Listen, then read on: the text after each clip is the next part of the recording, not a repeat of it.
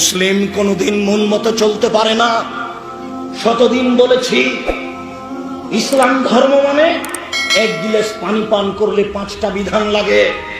যেই ধর্মে এক গিলাস পানি পান করতে 5টা বিধান লাগে, সেই ধর্ম পীর দিয়ে চলে, কথা সত্য নয়। সেই ধর্ম বুজুর্গানের দিন দিয়ে চলে, কথা সত্য নয়। সেই ধর্ম কোন ব্যক্তি দিয়ে চলে, কথা সত্য নয়।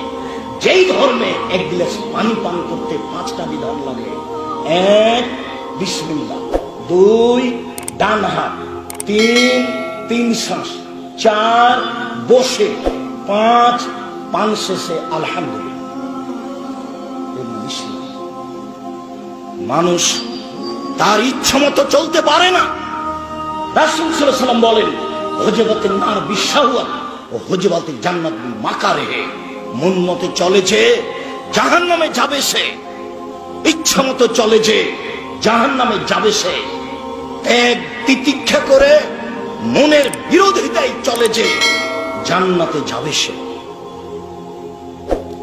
যেই দিন আল্লাহ তাআলা জাহান্নাম সৃষ্টি করলেন, তৈরি করলেন, সেই দিন আল্লাহ জিবরাইলকে বললেন, জিবরাইল ইযহাবু লাহা ফানজুর ইলাইহা।